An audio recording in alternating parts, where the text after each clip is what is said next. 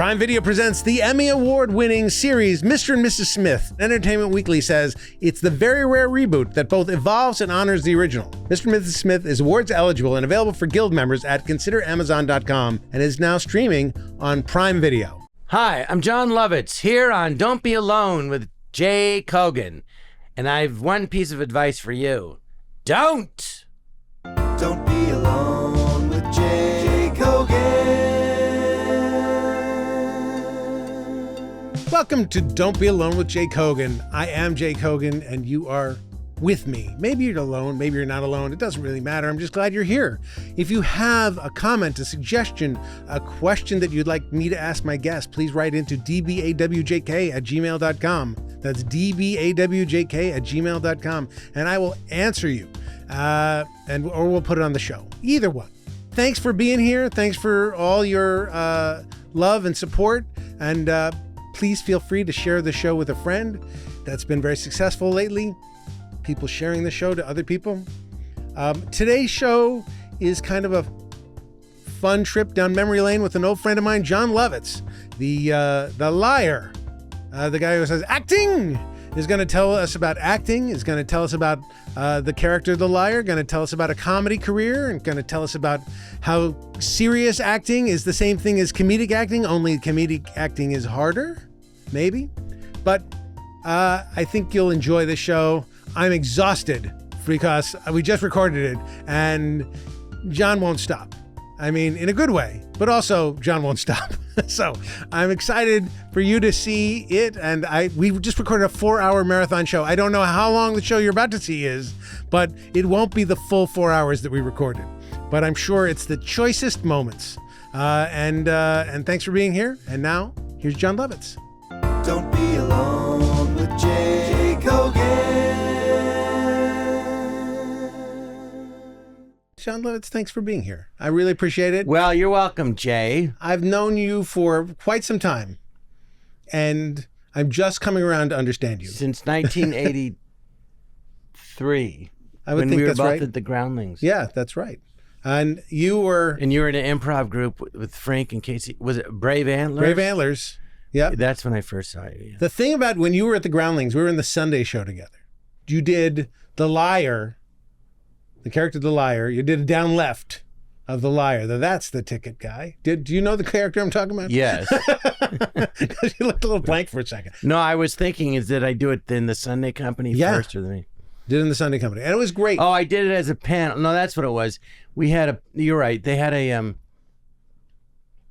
what would they call it? Panel. So they'd have a host and they'd have like right. 6 of us. Right. They go, we each do a character and say our name Some and what kind of we expert, do. yeah, instant expert. So they go, something. who are you and what's your name? And Casey Sander was like, I forget his name, but he goes, he's a soap opera actor. And then John Frink, who, been on The Simpsons forever. Right. Job I helped him get. Sure. Anyway, John was... no, you helped him? He goes, I'm running... Yeah.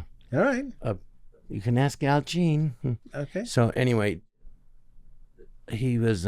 He was some other great character. No, he was running a work farm for kids, he said. Okay.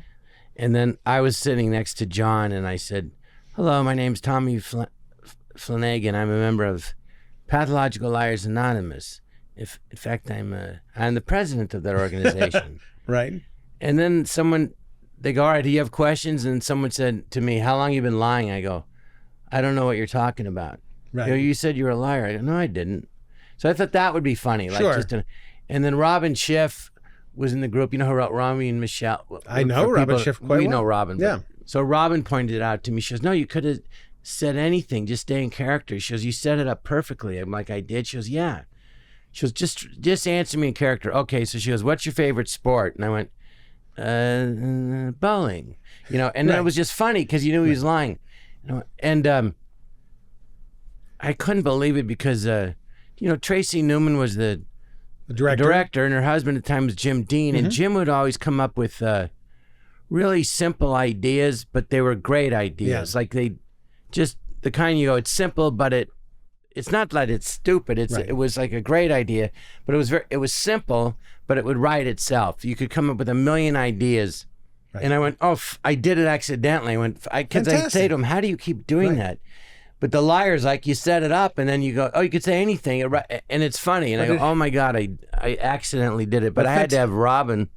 Thank God she pointed it out to me. But how great was it that it became you did it again at the Groundlings and other times at the Groundlings? I did the Groundlings in the main show. Right. Well, I got in the main company in September of 84, and then January of 85, they had a new show, and I did my liar character in that. Right. And then we got good reviews in the Hollywood Reporter, and then about 3 months later in March, on my answering machine, I had all these messages saying, congratulations, congratulations, about 20 messages, but nobody was saying what it was for. Mm-hmm. So on Monday, I called Tom Maxwell, the artistic director of the Groundlings. I said, what's going on? Everybody's congratulating me for what? And he goes, we're going on he's from, was in North Carolina? Right. We're going on the Tonight Show. I go, when? He goes, Thursday.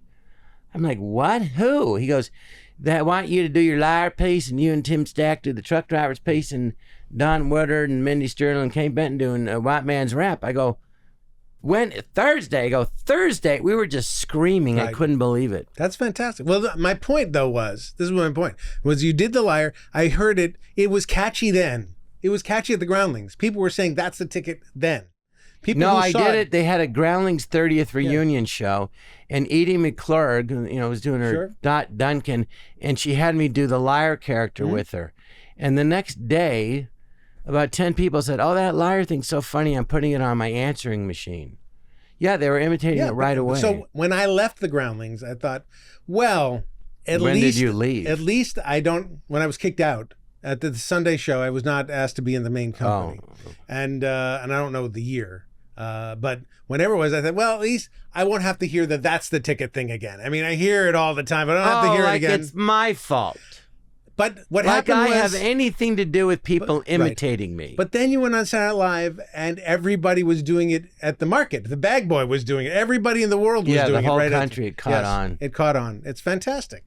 That's good. This show, Don't Be Alone with Jake Hogan, is about me talking to people about my problems. Is it really? It really is. So it is? It really is. What's wrong with you? A lot. I wonder if comedy, if we boxed ourselves in with comedy, you struck me even back then as a really good serious actor. I believed you when you did something seriously. You took stage, you had presence. And how is that a problem for you? It's not a problem. But I'm saying you had the potential to be a very serious actor, but you chose comedy. Potential? Yes. Ralph Levy was the producer and director of the Jack Benny Show, the Burns and Allen Show. He directed the movie Bedtime Stories with David Niven and Marlon So Brando. In 1979, he was hot. Well, no, but he was, the guy knows comedy. Right. Yeah. And I ended up, he was great, and I did a scene for him. But I was a drama major at UC Irvine, which is why you said you look like an actor, because I just did straight acting for 10 years before I started the Groundlings. So he said, well, where's all the stuff you learned at Irvine? I go, what do you mean it's the same? He goes, of course it's the same. He goes, look at comedy, you do all the things you do in drama, and then you add the comedy on top of it. Right. And you, the actor, are aware of the comedy, but the character you're playing is oblivious. So when you, Jay Kogan, say to me, well, you could have done drama. Well, I'm doing drama and comedic acting. It's the same, but it's harder because I'm being funny on top of it, and then I got to act like I have no idea I'm doing comedy. But I'm doing all the timing, plus I'm doing all the stuff you do in drama. I don't think all comedic actors approach comedy acting the same way that you do. Well, no, they don't know how to do it correctly. I understand. So a lot of people couldn't be professional, serious actors, but you could. Well, I learned how to do it, but there's a lot of dramatic actors, usually the ones they say are great. They also have a great senses of humor and a lot of comedy in their work. Yeah. Which is they have a lot of timing and rhythm and name all the greatest dramatic actors and you go, oh, they're funny in this, they're funny in this. Daniel Day-Lewis, hysterical. He's the funniest of the funny dramatic actors. In my opinion, actors like Daniel Day-Lewis and Joaquin Phoenix and Thomas Hardy are the latest, that they putting acting on a whole nother level that is to me incredible, and it's a whole nother level that's beyond what anything I've seen. What's that level? Truth? What are they bringing? If someone ran 100 meters in 10 seconds, and that was the world record, right? And then they did 9, and that's the new record, right? And now they're running it in 8. It's a new world record. It's a thing never seen. It's a whole nother level. I get it, but I mean, I don't know what you call it. Is there a feeling when you're watching their performance? Well, they go work like, on the shit. character. Daniel Day-Lewis, he said he works on a character for 5 years. Yeah. No, it's beyond anything I've ever seen. But that's too long. They're like chameleons that completely transform. But that's not a problem. Like Daniel Day-Lewis has to be addressed as Abraham Lincoln and has to walk around and working on it for 5 years. It seems like that's a really limiting weight. Well, look at the result he gets. He's great. He's magnificent. I mean, I've never seen anything like it. Thomas Hardy was in the movie The Revenant. I knew he was in it. I didn't know who he was till for about 20 minutes. Right. I went, oh, that's him? I was thinking. I mean, they're unreal. Yeah, he's very, very. Christian Bale also. Christian Bale. Right. Same thing. And then I mentioned this to Christian Bale, and he said, and Gary Oldman. I go, yeah, and Gary. I mean, it's a level. It's beyond thing. And then Sean Penn's done it when he did that character. He was a lawyer and he was bald with curly hair. Yeah. He was just somebody else. I mean, he no, Sean Penn's a great actor. These are all great actors. But what they're doing is Joaquin Phoenix in the movie The Master. I just said, well, this is just insane because it looks like everybody's acting in a movie and some extra, some homeless nut keeps walking in front of the camera in the middle of a scene. Right. And you want to go like, what is this? Get out.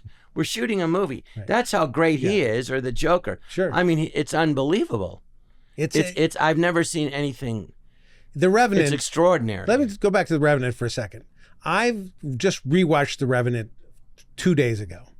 And I can say one thing, which is an amazing movie, fantastic performance. Well, I'm sure you can say more than one thing. But also, if I was put in the situation of Leonardo DiCaprio's character in The Revenant, I wouldn't last 3 seconds. Even in the good times, when there's not being hunted by Indians and they're just going down a river, they're just walking with shotguns through a forest, I wouldn't last a millisecond in that life. Neither does he. It was a movie, for God's sake.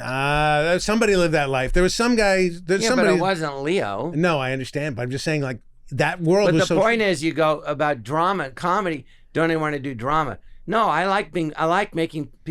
No one ever says, like, if you go, why are you a comedian? I go, because I like to make people laugh. That's why. And I was in college, and kids go, aren't you ever serious? This is a good story. So I go, yeah, what do you mean? I mean, I'm serious when I'm being funny. I mean it. I'm just saying it. I'm just saying what you say. You say something and it's very boring and dull. I say it, it's witty, clever, and it makes people laugh, and it makes a point, and it's on a whole nother level that apparently you don't understand. This is me worrying about, like, should I do drama? Should I give up on comedy? Should I do this other thing? Should I stick? If you want to comedy do it, seems so natural, but comedy seems so natural. I enjoy it. I've come into it. I like it, but yet. Well, then what's the problem? Well, people don't take comedians seriously. They don't give us the same due as dramatic films. So what? You don't get the same awards, the same credit. So what? Who cares? These people aren't funny. Right. We're enjoying our lives. The Groundlings, it was the most fun, probably one of the most fun things we ever did in our life. It was so much fun. I enjoyed it. Life is about joy. Yeah. There's enough suffering and crap that's going to happen anyway. You could have a perfect life, and then people you're close to get old and die, and it's just awful. Wait a second, what? Yes. Holy shit. They're bringing me down, John. And then people say, well, don't you want people to know you can do drama? I go, who do I want to prove that? I go, everyone says comedy's harder to do than drama. Right. So get all these dramatic actors. You prove to me you can be funny.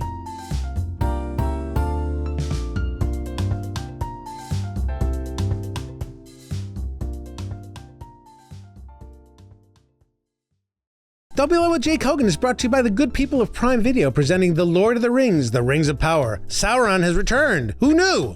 Cast out by Galadriel, the Dark Lord must now rely on his own cunning to rebuild his strength and forge the legendary rings of power, threatening to bind all peoples of the Middle-earth to his sinister will. I dated a girl like that once. RogerEbert.com calls it a magnificent second season. The Rings of Power is award eligible and available for Guild members at ConsiderAmazon.com. Watch the show. It's really good. Don't be alone with Jake Hogan. But Hollywood shits on comedies. Like right now, No, they're not. Right now, they're not making very many comedy movies, even though the biggest movies released are comedies. They don't know how, Jay. I met Steven Spielberg, who's a very nice guy, and he's a regular guy. Jewish? He's just a Jewish guy like Okay, us. yeah. He's no different than us. Right. I mean, obviously he's a an amazing filmmaker. Sure. But if you talk to him, you go, oh, it's like you going, hi, Jay. Oh, hi, Steve. Right. He's just a regular guy.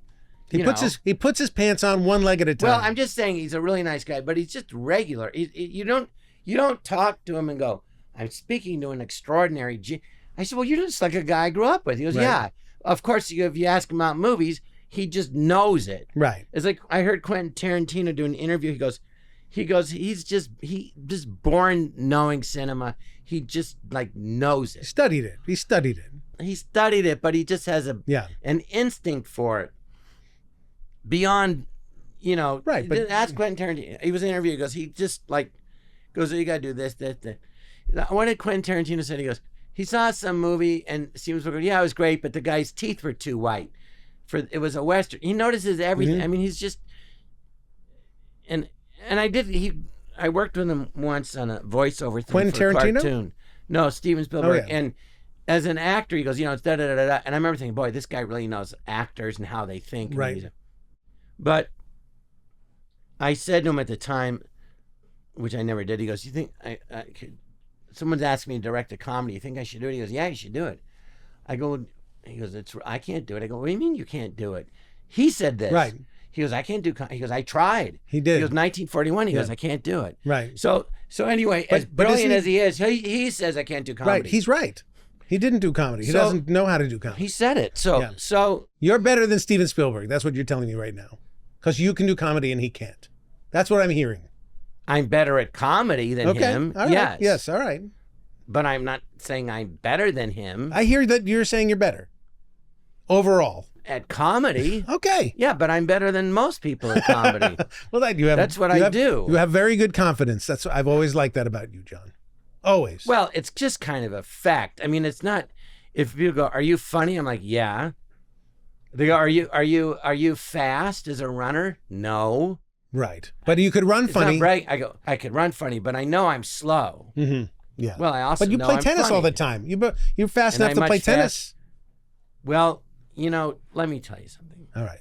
I always played tennis, but I started years ago. I met Alex Olmedo. God bless him, who was my teacher, as a Wimbledon champion in the Hall of Fame Right. from Peru. The guy was in great shape till he passed away at 84. And it wasn't for, anyway, he was 81. He was jumping rope like a 20-year-old boxer. He goes, don't stop exercising. I go, so this whole thing of like getting old is just a bunch of bullshit? He goes, yeah, if you stop. Mm-hmm. I stopped exercising when I was 9. Well, all right, that's you. All right. But the point is, I'm better at tennis now than Right. I've ever been. Well, that's good. But I'm older than I've ever been, but I'm actually quicker. And it's not that I'm quicker. This is what it is, and this is what you have to get in your head. And if people are listening, they'd hit the ball short, right? I'd start running to it, and by running to it, as our friend Casey would probably go, well, I don't know. I would say you're running to it. I'd say you're waddling slowly Right. toward the ball. That's our friend Casey Waddling Sanders. Yes. quickly. Mm-hmm. Waddle, waddle, waddle. Oh, I can't get it. And I'd stop. Mm-hmm. Before it would bounce the second time. I go, I can't get it. And then one day, after years, I said, like the last 5 years ago, maybe, I go, what if I took an extra step? I'm just a step away. Right. Almost. Instead of stopping, if I just took that extra step, maybe I'd get to it. So I went and I took that extra step. The pros do automatically, but most people just stop. Oh, forget it. Right. And I got to it. And I went, oh, it's me. Yes. I'm stopping myself because I'm not taking that extra step. Right. So now you take the extra step. And I'd have a joke about tennis. I go, oh, I love playing tennis. And in fact, I play every day. Well, clearly I don't like to run after the ball. But I really didn't like running. Right. Because I go, I can slow it. Did you play paddle? Now I love it. I go after every ball. I get the ball. I can't believe it. Yeah. And my teacher goes, you're faster. I go, I'm not faster. I'm just not giving up. Right. You're just keeping the momentum. momentum. Do you understand, Jay? I don't understand anything you just said. With your My problems. A little bit. I mean, tennis was low on my list, but it's there. Your problem is one, that you think you have problems, and two, your desire to hang on to them. Ah, very good. But one time I won't gonna name names, but I did The Simpsons, and this guy was not you. Yeah. Guy was directing it, and he's like yelling at everybody, and he's in a bad mood, and no, not like that, no, and it was very like tense and unpleasant. Then another time I'm doing The Simpsons, and this guy named Jay Kogan. Jay Kogan. Yeah, Yeah. him. Right. He's directing it. Well, I knew Jay from the Groundlings. Sure. It was so pleasant. It was so nice. I go, now this is the way it should be. Because I like... Hi, John. Well, now try this. Oh, that's good. What about that? Okay, thanks. Da-da-da. That's you directing me. Fun. It was just fun. It was fun. It was pleasant. It was... So, because of that, I could think. I could be free. Yes. I could come up with ideas. I could be extra funny. John, see what I mean? I do. And by the way, I take pride in my direction. I take pride in my ability to work with people. And I've recommended you for others. You have? Besides that one, I recommended you for another project, actually. Did I get it? I don't think they're going to do it, but I'll still recommend Your you. influence. But I appreciate it. Listen, I appreciate you. I'm a big fan of yours. I've been a fan of yours since 1982, apparently. And, that's pretty good. Apparently. Well, I didn't, the years escape me. It's been a long time. But you've been very funny. But you're committed. You're very committed to your character no matter what you do. And I like that about you. You're committed. Well, thank you. I don't know. It's really weird because I'll do a scene, people, God, your concentration is so great. And my answer is always, it is? I don't know what they mean. I'm just trying to do the scene. I believe you. I believe you when you're doing it. I believe you. Oh, well, that's the mark of a good actor. Exactly. I need to act more. My acting's no good. My acting should be better. Well, let me just tell you, you should do whatever you want. Forget what other people think. All right. For example, yes. Jay. All right. So I was, I'm 67 now, but I was 46. I said to my agent manager, can you guys get me work? I go, I'm not broke. Then got me work in 7 years. I go, I'm going to run out of money in 5 years. And they both said, why don't you sell your house? I said, that's your answer. Right. I said, you're building a mansion, to my manager and my agent. I go, and you just bought one. Right. But I should sell it. And I go, all right, so they're done. Right. That's not good management. No. So what am I going to do? Well, I always wanted to be a stand-up comedian. I used to do Lenny Bruce's stuff and Woody Allen's routines in my dorm. I would try it here and there. I got SNL. Dennis Miller said you could be a stand-up. Then, I met Robin Williams again on the show, and I go, you think I'd be a stand-up? Yes. I became friends with Eddie Murphy. Mm-hmm. You think I could be a stand-up? Yes. And Dana Carvey. So I had Dana Carvey, Dennis Miller, Robin Williams, and Eddie Murphy, right? Telling me, yes, you could be a stand-up. And they were the 4 biggest stand-ups in the country. Gigantic, yeah. And yet still, I was too nervous to do it. But now, years later, they're saying, sell your house. So I go, okay, I'm going to go learn how to be a stand-up because I don't, if I can rely on them, I'm back to being dead broke. Right. Which we were in the Groundlings. Mm-hmm. So I went to the Laugh Factory and I started doing it and I stuck it out. And anyway, a couple of years I started and it would go on the road and now I've been doing it for 20 years. Right. Is your persona as a stand-up comedian close to you or exactly you? Or is it a little bit? It's me. It's just you. Yeah. It's different than acting. Yeah, because I had a choice. You can do whatever you want. And Dana Carvey said you can do anything. So like Rodney Dangerfield, he kind of did a character, but it was him exaggerated. So I guess it's me, but not so exaggerated. It's me. It's like I'm talking to you now. Right. But funny. John. You son of a bitch. Well, we solved it. You solved my problem, John. So now it's time to go on to question time. It's question time. So Northern Snowdog asks, how are things going with him and his wife, Morgan Fairchild? They're terrific. All right. You know Morgan Fairchild. You know her. Yes. And subsequently developed a friendship with her, correct? Yeah, I mentioned her as my wife, Morgan Fairchild. Right. You know, and then she actually called one day at the show. They said Morgan Fairchild wants to talk to you, and I'm like, yeah, right. And I go, no, really, and I go, oh yeah.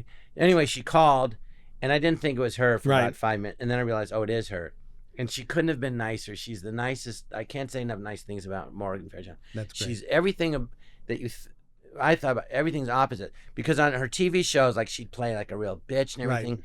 Complete opposite. She's like the nicest lady ever, beautiful and crazy smart. Like 160 IQ. Speaks before Congress. I think she was the valedictorian of her high school. I mean, she's really fantastic, really smart, really, really nice. So things are good with her. Very bright.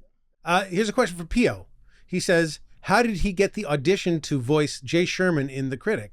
And my answer, you probably didn't audition. I'm guessing they gave it to you. No, I did The Simpsons 4 times. Right. And Mike and Al liked me. And then the movie A League of Their Own came out, was a big hit. So then Al Jean told me Jim Brooks went to Al Jean and Mike Reese and said, what do you want to do? They go, we want to create a show for me. And then, so I met with them, and it was going to be a multicam sitcom. Right. So they told me the idea. So I said, oh, all right. But I was getting all these movies. I go, was there a script? They go, no. I go, well, you don't have a script. And then Jim Brooks said, well, we're not going to audition for you. Right. And I said, well, I'm not asking you to audition, but you're asking me to commit to a show for 5 years that's in your head. Right. And you're describing it to me, but I don't know that I'm thinking the same thing that you're, I mean, right. Isn't it normal to just say, hey, we wrote, here's. No, well, it works both ways. Sometimes I guess. Yeah. Well, now I would, now I know a lot different. And I'd go, all right, yeah, let's go. Right. But I actually did end up saying, let's go. Yeah. But then they changed it to a cartoon. Right. Right. So I went to Al. He goes, we changed the cartoon. I go, what's the character? He goes, you. I go, me? He goes, you. I go, so just me? He goes, yeah, it's you, just you. I go, okay, is this the character? Hello? He goes, yes. I go, okay, wait. Is this the character? What? Yes. I go, oh my God, this is the easiest job. It's just me. Right. I go, is this the character? Hey, how you doing? He goes, yes. I go, fantastic. Oh my God. No acting required. That's one of the things that some actors put on their scripts when they're going through. No acting required, but you actually are acting. Yes. But that's kind of the key of acting, is to not act. That's good. You have to know what is acting. I'm going to have to learn, because to raise my game, I'm going to have to learn. Grayson asks, what is his first memory of Phil Hartman making him laugh? I don't remember. I do remember the first time I met him. It was the 1984, and the Olympics were in Los Angeles, and they had the Olympics Arts Festival. And they funded, part of it was 9 equity waiver theaters to do shows. And the Groundlings was one they picked, and they said, you can do whatever you want, but it has to have a theme of the Olympics. The Olympics has to be incorporated into the show somehow. So they picked Phil's character, Chick Hazard, which is like a detective, like, you know, Sam Raymond Spade Chandler and Philip Marlowe. And so anyway, I was in the Sunday company, and I in the hallway where my locker was, and I see Phil. I'd never met him, and Phil was the king of the Groundlings. We all looked up to him. He was like a legend. In our minds, he was a big star. Yeah. And he had, you know, a house and a new car and money. We were all dead broke. So he's walking down the hall as Chick Hazard, and I still remember it. And I go, oh, that's Phil. And he goes, I go, hi, Phil. I'm Jon Lovitz. He goes, yeah, John, I know who you are. You do? Oh, yeah, I've seen your work. I think you're great. Oh, thanks. Well, and then I was going to understudy a part in Chick Hazard. I go, well, thanks for recommending me to understudy the part. He goes, oh, yeah, you'll be fantastic. Right. And in my head, he was so big, I literally thought, oh, my God, Phil Hartman just spoke to me. King of the Groundlings. That's how for sure huge he was. Yeah. And then I did it, and because of that, I got in the Groundlings, and so I was so grateful. So he was like the big brother I always wanted. We were very like brothers, very close. Very nice. I did small bits in Chick Hazard. I remember that distinctly. Well, you know, everywhere, Phil, comedians are very competitive, and they always got problems with somebody. I've had in but whatever, Phil, from the Groundlings to SNL to News Radio, everybody loved him. He was just the best. He was. Very sad he's gone. Yeah. Cranbear asked, please ask Jon what cartoon character he most enjoyed portraying as a voice actor. And then she sent all these pictures in. And Llewellyn Sinclair it was so funny. He's a theater director of a small, like, I don't know, a barn theater. Right. And he goes, and I still remember the line because he goes, hello, I'm Llewellyn. Well, they all sound like me. Yeah. Hello, I'm Llewellyn Sinclair. I've directed 3 plays and I've had 3 heart attacks. I'm looking forward to a 4th.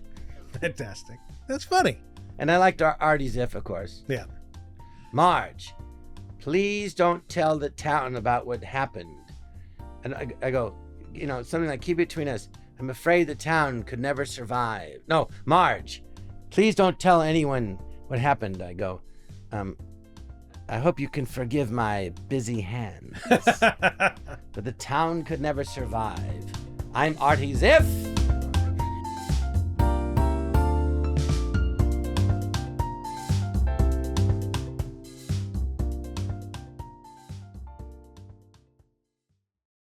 Don't be alone with Jake Hogan. Jeff Cohen asks, it doesn't matter what you ask, the man is a pathological liar. That's not you. That's a character you play. No, in fact, that was the whole point of the character is I hate lying. Right. The whole point of the character is I'm making fun of people who lie. So part of the character was, part of it was based on old movies, part of it was based on people I meet that were I was so naive, I believe everybody, but I remember this one guy was so full of shit that even I knew he was lying. That was so bad. And then also it's part of the liar character was to do everything you're not supposed to do when you're lying. Like like most people when they lie, right, they're trying to hide the fact that they're lying. Right. But my character did everything wrong about lying. Right. Like look away, stutter, right. Stop. He acknowledged think the lie. out loud. No, Sure. He didn't acknowledge it. Right. Think out loud. Yeah. And then think that he was getting away with it. Right. And then when people start laughing, he go, yeah. Oh, you believe me? Yeah, right. Yeah. And then I went to the LA Zoo today, which I built. It's a great character. No, yeah, I did that. And then the funniest part to me is when people go, oh, you built the LA Zoo, and I suppose you built the zoo, the San Diego Zoo too. And I go, well, now you're being silly. Like I don't want anything to do with you. There's just so much. That makes it seem like it's more believable that he denies some stuff. Hackenbush asks, please share how hilarious his performance in North was. That's not a question. This guy liked your performance in North. Well, thank you. That was a fun movie. Rob Reiner directed it. Rob Reiner, who says he'll be a guest on the show. And the first scene I did with him, I was so nervous, I was shaking, and he's like, "What's wrong with you?" And I was like, "Well, I don't know. You're the great Rob Reiner." You know what I mean? Right. Goes, stop. I go, sorry. I got overwhelmed from that, and then I was fine. Well, he couldn't have been nicer. Dr. Pop Culture says, what was it like working with Woody Allen on Small Time Crooks? It was a dream come true, literally. I saw him take the money and run when I was 13, his first movie. And that's why I said I want to be a comedian like Woody Allen. And then I found his comedy albums when I was 16, and I would perform them in my college dorm. Right. And then when I got on Saturday Night Live, I became friends with Brian Hamill, who's a still photographer, and he introduced me to Woody. And when I finally got that part in the movie, well, you know me. I mean, I'm fine, but you know, if people don't know me, I don't sit around smiling all the time. Usually my face is just kind of like, you know, nothing, blank. I'm just thinking, you know. And people go, "What's wrong with Jon?" They go, "Nothing. He's fine." They don't know me. So I'm not always one of these people that's always smiling. A resting, concerned face. Like your face at rest is a little concerned. But on that set, right. That's what I'm saying. I could not stop smiling. Oh, that's I mean, lovely. Beaming. I was so thrilled. And so when there was one scene where it's just the two of us, he goes, "All right, so," I go, "I was thinking I would do this." He goes, No, don't tell me, surprise me." Right. But he goes, "All right," he's right. He goes, he doesn't really direct it. He goes, don't tell me, just surprise me. Right. The only direction he ever gave was like, just like make some blocking, but he goes, just, as long as it's real, conversational, that's all I care about. And if you want to change anything, go ahead. I'm like, why would I change it? You're Woody Allen. He goes, yeah, but So anyway, but this one scene, there's the two of us in this room, so he's telling me what to do, and I'm just like this. Okay. Right. Did he tell you to stop doing that? No, I tried. I go, stop, And then one time, and then we did the scene, and I was making him laugh, and I was like, by the way, it was a smile, a gigantic smile across John's face for those listening. Giant. I was so, and we're doing this scene. I've never been so in sync with another actor. And of course it's because I would do his routines and his timing and everything. So I learned timing and everything from imitating him. So it's a huge influence. So my timing was similar. I was so in sync. I'm like, oh my God. Does he feel this? Does he not see? This is the next comedy team. Right. The two. Was it a great feeling? It was surreal. It was unbelievable. And did Woody recognize this magic? Well, I made him laugh. That's good. And he kept laughing. And then a couple, I'd say, listen, your wife became a comedian. This dream come true. He goes, well, it's my pleasure. And at one point though, I wasn't sure. This is a good story. The three guys. It was Woody Allen, Tony, Darryl, Michael Rappaport, and me. And so they're all from New York. They have thick accents. I'm from Tarzana, and the Valley is you, and Encino and Tarzana. So I don't talk like, hey, how you doing? So, but I thought I should for this movie. So I said, well, I'll do a character. He goes, well, as long as it's real. So there's a guy named Cha-Cha who used to be Tony Danza's boxing manager. He was on the Wise Guys. Anyway, I met him, and he talked like this. How you doing, Cha-Cha? Oh, my knees all blown up. I got an inflammation. And he literally talks like a little bit Gary this. Marshall. Yeah, okay. Like this. Yeah. No, not Gary is more Jewish. Well, I don't know. Right. But this guy was like this. So anyway, this is how he talked. Mm-hmm. So I did it, and then the beginning of the movie, I wanted to ask Woody, should I be myself or do a character? Because I hear he'd fire people. I didn't want to get fired. Right. And the producer, she's a nice lady, Helen, I think Robbins, she goes, well, he's I go, I need to ask him a question. He goes, well, he's busy, doing the movie right now. I go, yeah, well, I'm in the movie. He's doing it. I need to ask a question. He goes, well, he doesn't like questions. I go, he doesn't like questions? That's the job of the director. Right. She goes, I know, but he doesn't like it. She goes, well, what's your question? Well, should I do me? She goes, probably just do yourself. I go, well, I can't ask him. She goes, no, it's better you don't. He doesn't. So anyway, the first day in the set, I didn't have that scene, but I said, please, can I just ask you one question? Right. It's about the movie. He goes, and he's like, yeah, sure. Right. I go, oh, okay. So what should I do? You guys are from New York. I'm not. Right.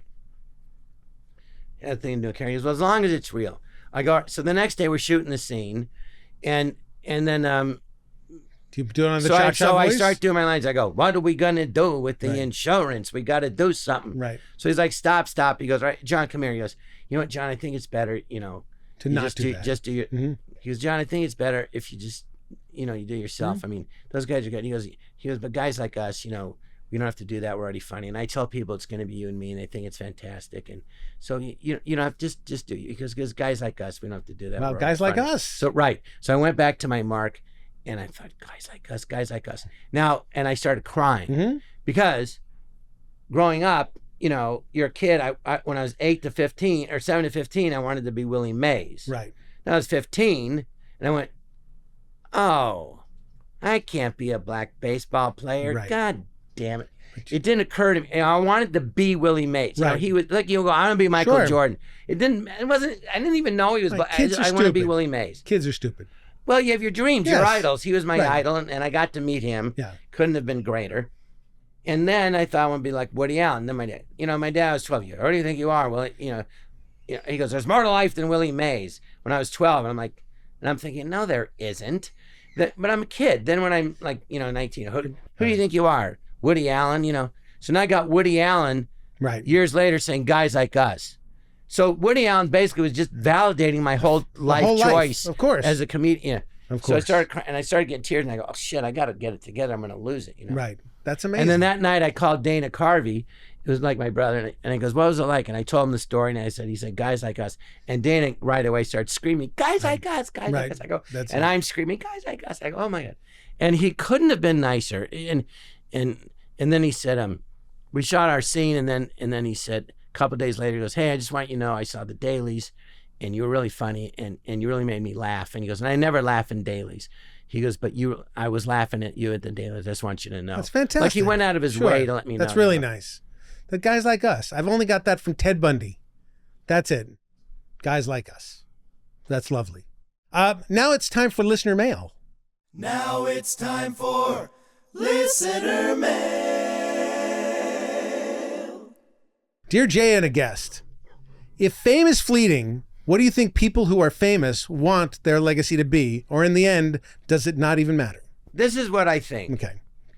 Like right now, they got President Biden. Yeah. And they go, "What is he doing now?" This was just on the radio. He's doing stuff. He's concerned about his legacy. Right. Okay. This is the whole thing I said to you.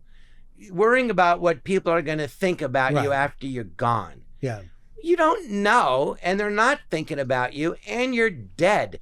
So who gives a fuck? I'd still want to be considered a good president if I was president. I'd worry about that. You're dead. So what's the point? This is true. Well, that's what they're saying. Some people think you're great, and some people won't. Some people think I'm very funny, most. Right. And some people go, you were never funny. Right. Okay. Right. I go, keep it to yourself, because I'm fooling millions of people around the world for the last 40 years.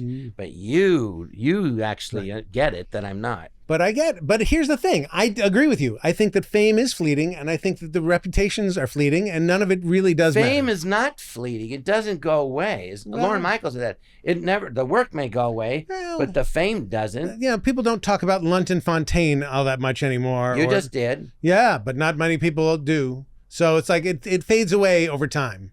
But that's after you're dead. Who gives a shit? No, I'm saying, but that's we're talking about. We're still talking about years. Dinosaurs. They are famous. You're true. They have been riding that whole fame but train. People don't understand what's fame. He goes, "What is being famous?" I said, "You know what it is?" First of all, I don't ever bought into it because it's fun, but it's not a real thing. Right. Because it's like Steve Martin goes, they go, "You're famous." He goes, "Well, there's 1 billion people in China that don't know who I am." Right. I mean, but what it is you're walking down the street. There's a fame, and someone sees you, and they go, and they point at you, and they go, "Oh, you're Jay Kogan." Right.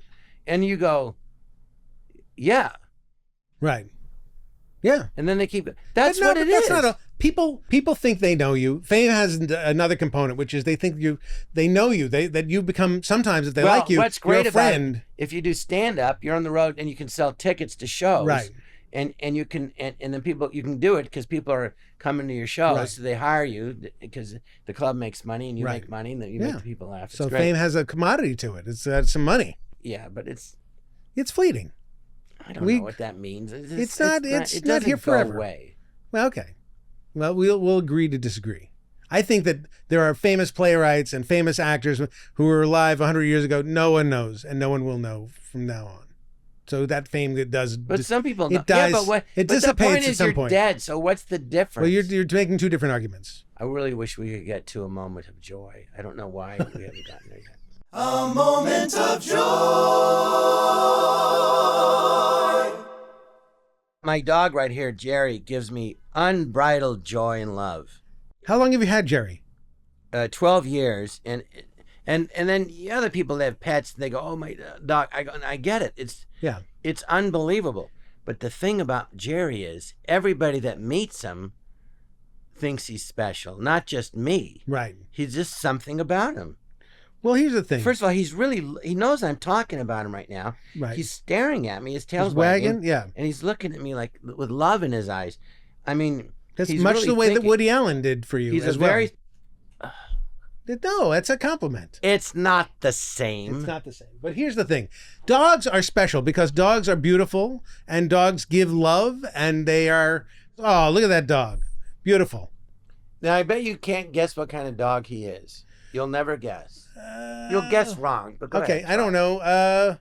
No. German Shepherd. No. Great Dane. See his ear? Yeah. Yeah, Jerry didn't like that. Yeah, I no, saw he that. did. He's a teacup Great Dane. Okay. The ears went up because he Great guessed Dane. it. Great Look at Dane. his ears. You're a Great Dane, Jerry. All right. Teacup Great Dane. Fantastic. I bet you didn't think I'd get it. He guessed it. Look.